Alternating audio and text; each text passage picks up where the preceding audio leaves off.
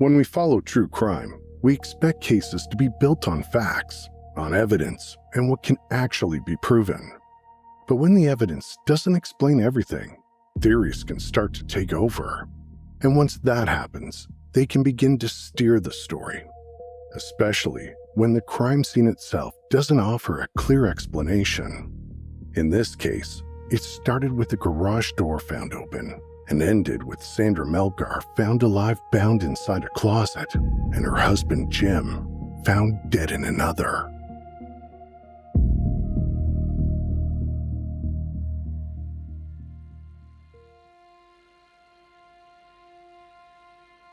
"32 years. That's how long Jim and Sandra Melgar have been married, living in Houston, raising a daughter, and building a life together. The weekend before Christmas 2012 was supposed to mark another year for them. Dinner out to celebrate, and then the family over the next day for a holiday meal. On Saturday the 22nd, after the Melgars had gone out for dinner, they stopped at a CVS for drink mixers, then headed home to spend a few hours in their jacuzzi. Later that night, after they'd had a few drinks and shared some strawberries, they heard their dogs barking in the backyard. So Jim grabbed a towel and went out to let them in. When he didn't come back right away, Sandra decided to get out and prepare for bed. That's when she says she became unconscious. For how long, she had no idea. Sandra would later tell police she may have blacked out, possibly from a seizure. If she had, it would explain the missing hours she'd been asked to account for. But what if she hadn't? That would be just one of the many questions detectives would start contemplating early on in their investigation.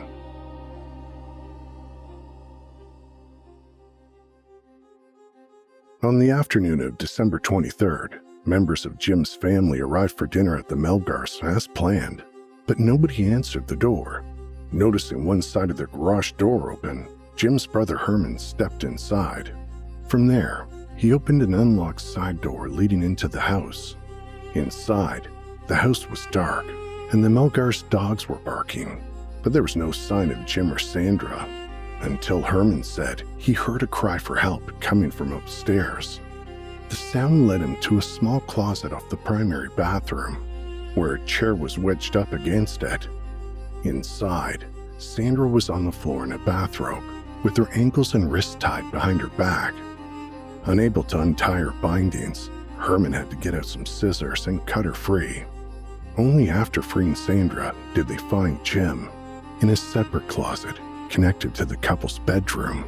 He was naked, covered in blood, with severe injuries. 2 closets, 1 survivor, 1 man deceased. A moment meant to be a time for family to gather and celebrate had suddenly turned into an unimaginable nightmare.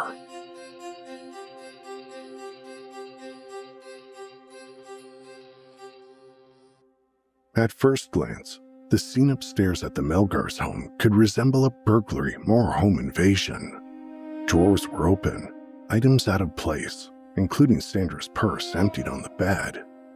But when investigators took a closer look, other details started to stand out.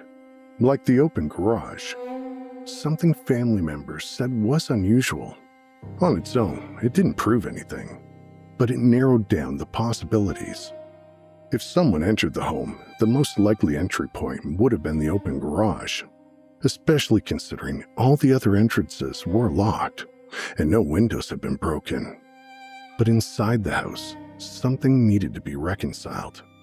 Sandra was found alive, bound inside one closet. Jim was found dead, bound inside another. If an intruder had caused this, it meant they might have had to enter the home, restrain 2 people, carry out a violent attack, and then leave, all without being heard or seen by any of the neighbors. This is where investigators began to wonder if there could be another explanation, that maybe there hadn't been an intruder at all.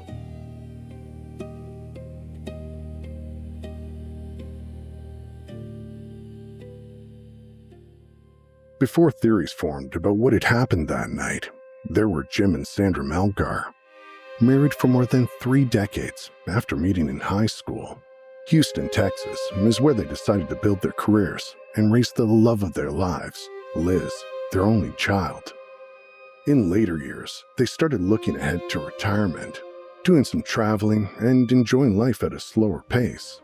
And from the outside, it appeared the Melgars had a loving marriage. No obvious reason to suspect a woman of murder, with whom Jim had shared 32 years of his life with. But once the questions start in an interrogation room, even what seems like a solid relationship can be pulled apart.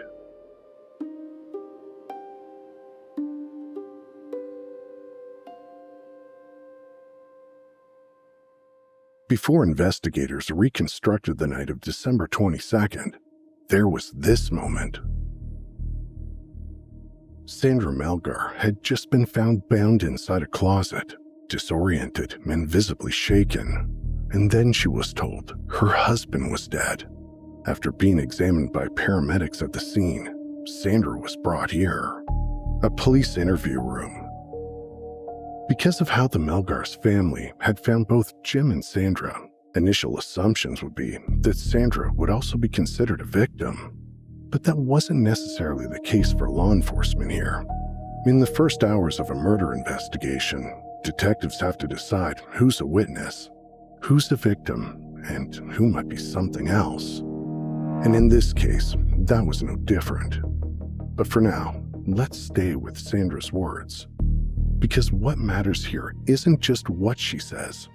It's the state she's in while she's saying it, still processing the shock of losing her husband. And then I remember I woke up and I thought I had a seizure because my muscles hurt and my head was just hurting real bad. And usually, lately I've been having trouble with controlling my seizure. So, I dozed off again. I just fell asleep again.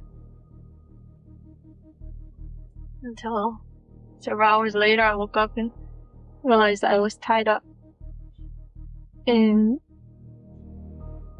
I tried to flip over because my left side was asleep. I'd fallen asleep. So I tried to flip over, and then I kind of got stuck where I was for the rest of the time. That's all I remember. Sandra's account begins with her waking up confined and having no idea how she got there. And that missing time becomes the focus of Sandra's interrogation. Let's start yesterday. Yesterday. Which would be Saturday. We went out to eat. Okay, where time do we have? Mexican restaurant. Yeah, what time was that? It's about 8. I mean, I'm just guessing. I don't know. Okay, so approximately 8 o'clock on a Saturday. And then after that, what did you do? Did y'all come home or go somewhere else? We went home, but we stopped at CVS. Okay, then what? Then we went home. We made some drinks. And then got in the jacuzzi. And this is on Saturday. Saturday night. Jacuzzi, you're talking about the bathtub? In your master bathroom? Right. Jacuzzi? Both y'all got in the jacuzzi? Yes. Okay. Then where were you sitting in the jacuzzi? Nothing Sandra describes sounds unusual. What investigators struggled to reconcile is how a night like that ends the way it did. So you went ahead and got in the jacuzzi first. Mm-hmm. And then he came. Right. And then what? That's at midnight. Just stayed there for a while. Talking? Yeah. What else? Yeah. Maybe. How long were y'all sitting there talking? Until about 2 hours. And what were y'all talking about? Years we've had. About my daughter, about his job. About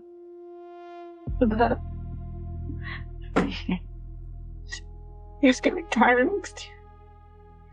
Any disagreement? No. Were y'all drinking that whole time that y'all were sitting there? We didn't drink much. I think I had 2. I don't even think I finished the second. And yeah, I had 3.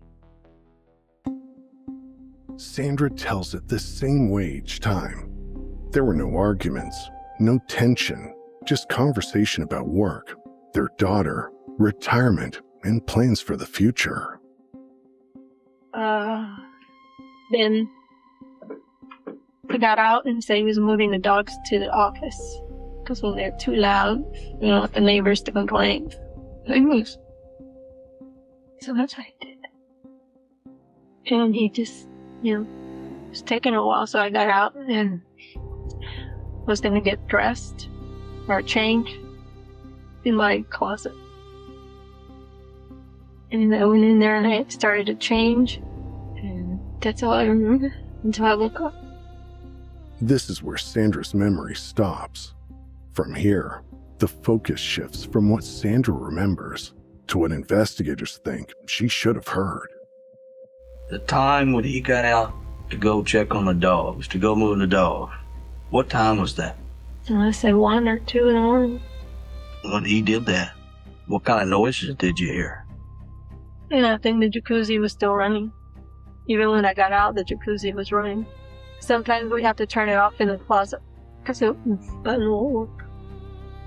So You turn it on. the jacuzzi was making noise. It was pretty loud. Mm. And you couldn't hear anything over that. I didn't hear anything. Hear anybody scream? You know. Investigators focus on what Sandra says she didn't hear, while Sandra describes a house filled with noise, the jacuzzi, the dogs. I want you to start whoever found you out at that point. What happened? I heard, well, when I'd wake up, I'd hear the dogs crying, actually. Whining. And then all of a sudden they started barking. And then that's when I heard their voices Okay. And where are you at right this time? in the closet. But I was like up against the bottom of the door. And so I started yelling. Okay. And then what happened? They came in and I don't remember. I think I saw him first, Herman, and he tried to untie it and he couldn't. Untie what? The ties on my hands and my feet. Okay. And how are you tied? Behind my back. Yeah, behind my back and my legs were also tied back here. So you're in the closet and And then I heard screaming. Investigators then ask Sandra what she believes happened that night. She returns to a detail from earlier, their stop at the CVS. So what is your understanding? What has happened? What's happened? What happened? I'm trying to remember if I think when we left CVS, there was a car following us because when we came in our neighborhood, it was still behind us, and he was really close. And I don't know, I'd get upset with him because he would drive slower when someone was tailgating him, and I tell him don't do that because, you know, it's dangerous.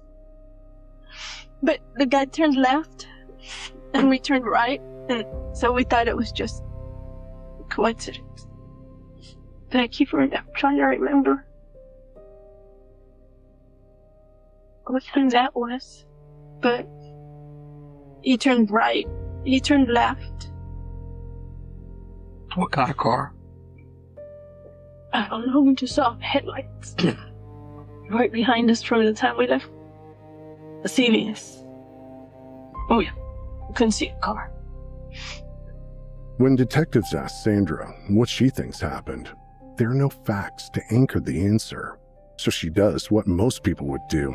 She starts reasoning it out in real time. I don't think he would open the door to some stranger. I don't know if they took anything, but maybe they went for he had the gun. And I think maybe he was trying to go for the gun. Where's he keep the gun? In the closet. The idea of the gun doesn't come from detectives. It comes from Sandra, trying to explain how Jim might have responded to a threat. And this is where the tone starts to shift.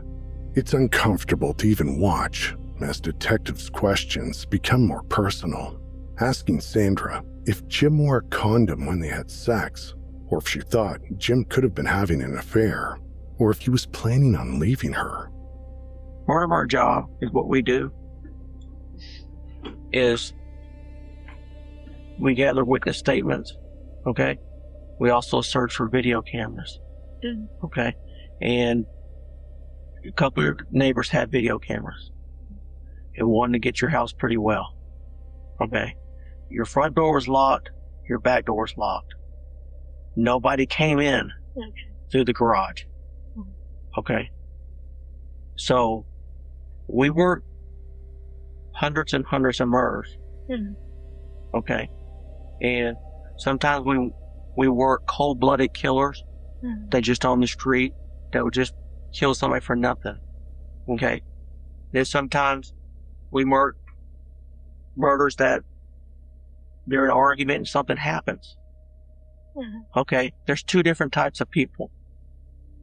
You understand? Because if you argue with somebody and you lose it, your temper and an argument happens. That's not what happened. That's not what happened. I think I'm going to stop talking now because I think I'm going to need a lawyer because I know how this works. This is when the questions get more specific, asking Sandra what she changed into after she got out of the jacuzzi, how long Jim was gone, how much she drank, and whether she heard anything before everything went dark. She then tries to explain the moment she realized Jim was gone. Hey, let me ask you this. And I asked you before, but you didn't answer my question.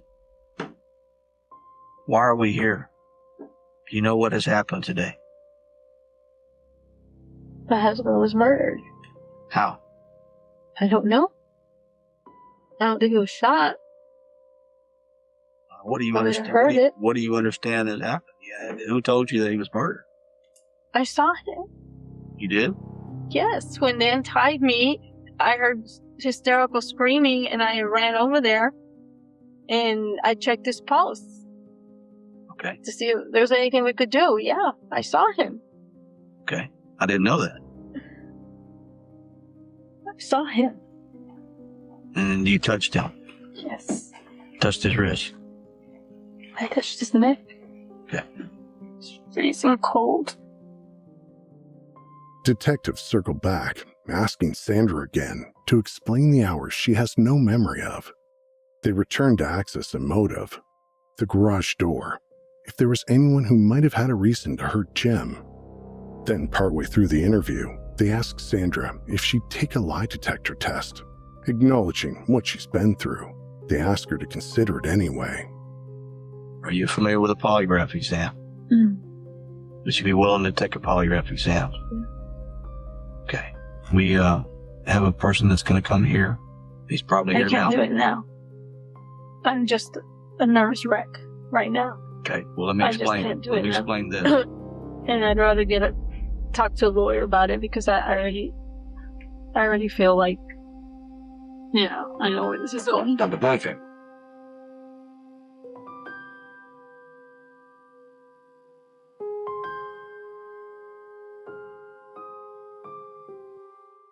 Sandra's memory of that night left hours unaccounted for, so investigators went back to the house, to what could be seen, collected, and analyzed. Jim Melgar's injuries showed extreme violence, but the restraints on his body raised questions. Had they been applied before or after the attack? A similar question was raised about the closet Sandra was found in, and whether the chair could have been wedged from the inside rather than the outside.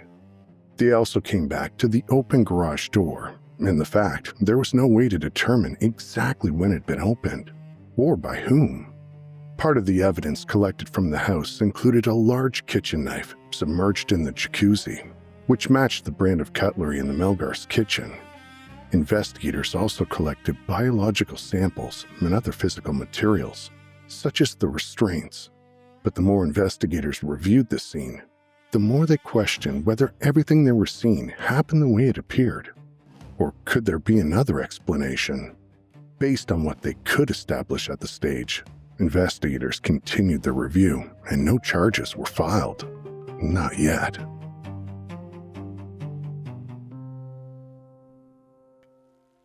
In the days following Jim's murder, his family gathered again. This time, for a reason no one expected. They'd been preparing to celebrate the Melgar's anniversary and the holidays. Instead, they were now mourning, trying to understand how everything had changed overnight. For Sandra, she told police everything she knew and remembered, but did they believe her?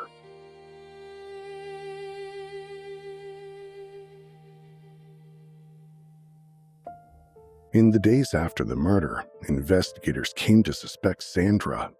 They believed the evidence inside the house pointed back to somebody already there, and Sandra was the only person they could question about what happened during the hours she said she wasn't conscious. But just because they suspected her didn't mean they could charge her. Months passed while investigators reviewed the same evidence, weighed what they thought it showed and what it didn't. About a year and a half later, the case was presented to a grand jury, and they were tasked to decide if probable cause existed to move forward. And they decided it did. In July of 2014, Sandra was arrested and charged with the murder of her husband. For Sandra, the arrest came while she was still grieving, and now here she was being accused of causing his death. For her daughter, it meant confronting something almost impossible to process, and that the person accused of killing her father was her mother, something she believed wasn't possible. Nearly 3 years after the incident, the case went to trial.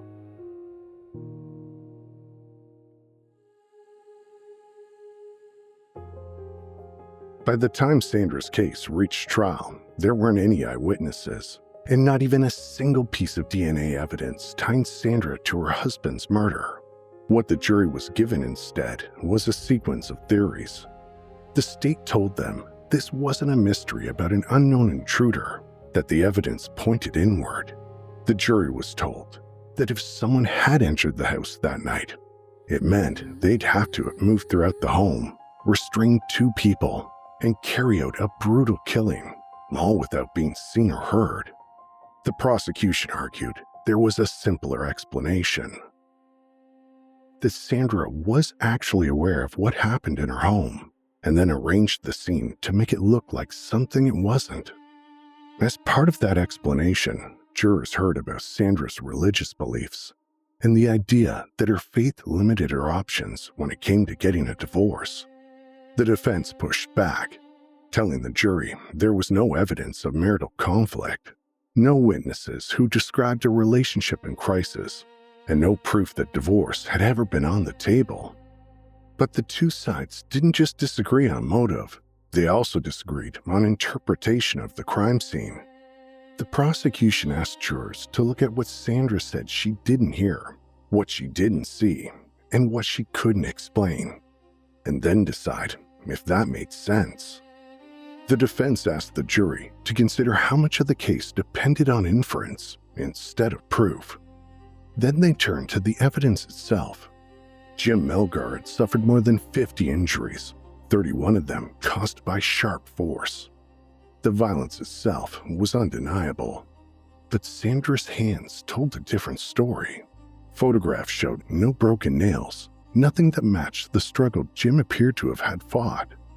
They also reminded the jury that Sandra had serious medical conditions: lupus, rheumatoid arthritis, multiple hip replacements, and a history of grand mal seizures. Conditions that could affect consciousness, memory, and physical ability.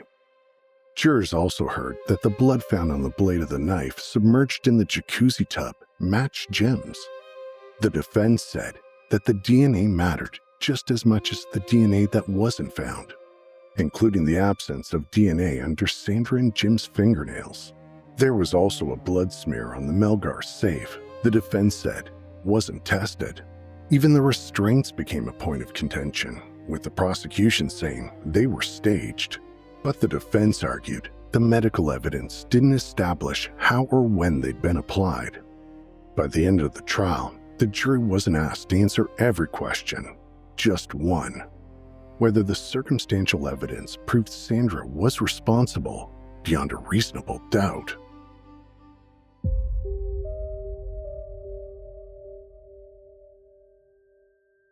After weeks of testimony, the jury deliberated for about 8 hours before reaching a verdict.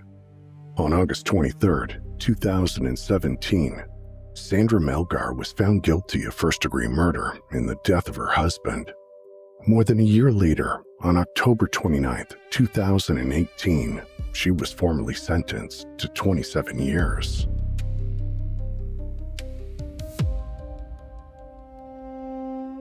In December of 2022, the Innocence Project of Texas took on Sandra Melgar's case. Mike Ware, executive director of the organization, told KOHU 11 in an interview, "The state's whole theory seemed to defy the laws of gravity, much less the laws of logic and common sense.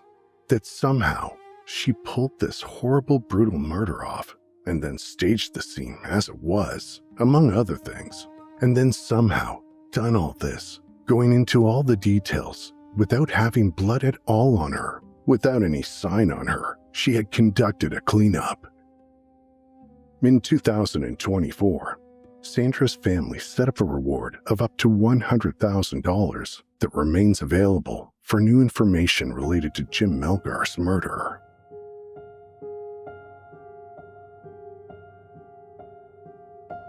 The case of Jim Melgar began with family doing what families do, living their lives, making plans, assuming they'd have another day.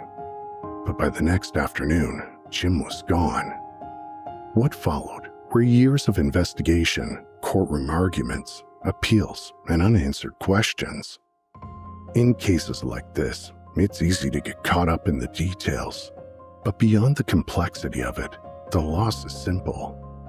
Jim Melgar, a man who was deeply loved, alive one minute, planning his future, and gone the next, erased from every moment that was supposed to come next. And for the conclusions reached in court in 2017, or for ones that might be reached in the future, what was taken from Jim's family can never be returned. Thanks again for watching, and if you like what we're doing, hit like and subscribe. And before you go, I just wanted to let you know that The Minds of Madness is also a long-running podcast with a back catalog of over 300 episodes, stories you can listen to anytime. So if you ever want to continue these stories when you can't watch, you can find us on Spotify, Apple Podcasts, or wherever you get your podcasts. So until next time, take care of yourselves and each other.